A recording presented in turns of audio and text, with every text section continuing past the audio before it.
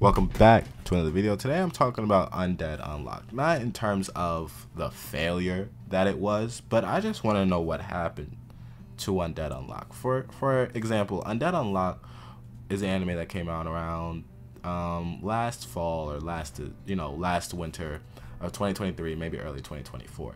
And it was hyped up to be the next big thing. So within the next big thing, it was like supposed to be the next big thing in anime, of course, because Demon Slayer, Jujutsu Kaisen. It was supposed to be one of those big ones. And if you watched any anime, YouTube or anime, TikToker at that time, they were just, they were pushing for Undead Unlock like crazy. It follows the story of Izumo and Andy trying to figure out ways how to not be killed, while Andy wants to die and Izumo has unluck and basically kill everyone if she wants to within her touch. And they basically Andy wants to do the thing with Izumo. Izumo said nah, for real. And kind of that back and forth started the whole show, right? I picked up the first 4 episodes, and I dropped it. So I'm probably not the perfect guy to talk about Undead Unlock and the failure. That's why I'm not talking about the failure. I'm talking about what happened to it. Now, as far as I'm concerned with Undead Unlock, they did a really good way on introducing powers. There was negators, there's multiple power systems within Undead Unlock to be mentioned, to be discovered within and the fight scenes are cool with the blue hair guy. There's a fight scene with someone that is able to use their powers within all that. You have negators, you have the round table, you see multiple abilities within the anime, multiple characters within the anime that are introduced perfectly. So what I don't understand, right, and I'm one of the many who dropped this show, but what I don't understand and why people don't talk about it is, did it come out in a weird time because Demon Slayer was also out at that time? Jujutsu Kaisen wasn't out at that time. I don't think so. Or is it just because the first couple of episodes was boring and the premises of the show was just bad? For example, many within the manga space, at least from who I talked to, did not like how the first couple of manga releases of Undead Unlock is. Undead Unlock first manga pieces went as bad or just okay, right? To then later on, just like you have to stick with the show for it to be good. A lot of people, especially nowadays, it's hit or miss. You rather get them within the first 4 or 5 episodes, and if you don't have them, they drop it. Happened to me.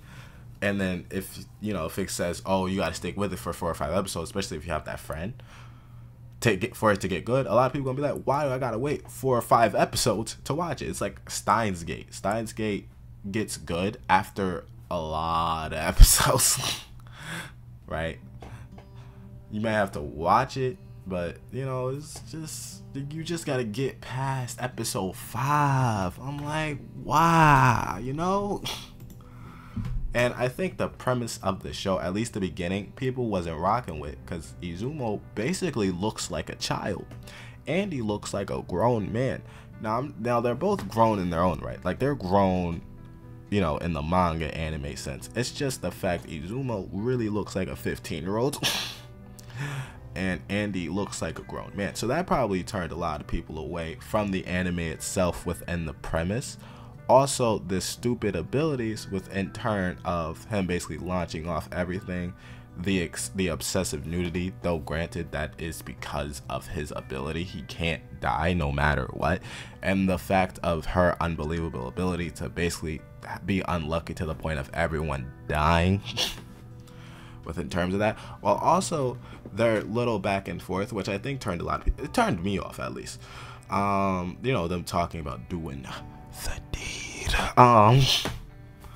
So when they do the deed, maybe he'll die, but I'm like, why keep pushing for it every episode? Why have this discussion with them every episode? We want to see the fight scenes. We want to see the introduction of characters. Like, I was real interested on Undead Unlock because the anime people I was talking to at that time and the anime people I was watching at that time was really pushing for it because they know how good it can be, how good it was, especially within the manga. I don't think the manga's ending anytime soon, and I don't know if the manga has ended. So do not ask me in this comment section if you've made it this far in the comment section. I have no idea.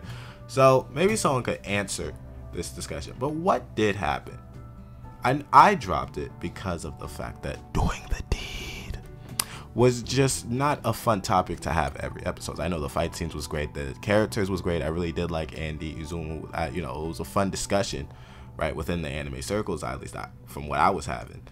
But I just don't get the fact of why did so many people drop it? Why does nobody talk about it? Now you could, within the characters, within the introductions, was it just slow? Was it boring? Was there too much dialogue? Within everything, right? So like and subscribe, and I will see you in the next one. But hopefully you can answer my question in the comment section below. What happened to it? Is it because it was too slow paced? The action wasn't good enough? The animation, at least from when I went back to watch a couple of clips, was pristine. I have to go read back and watch it, and then I will talk about the failure that it was. But what did happen to it?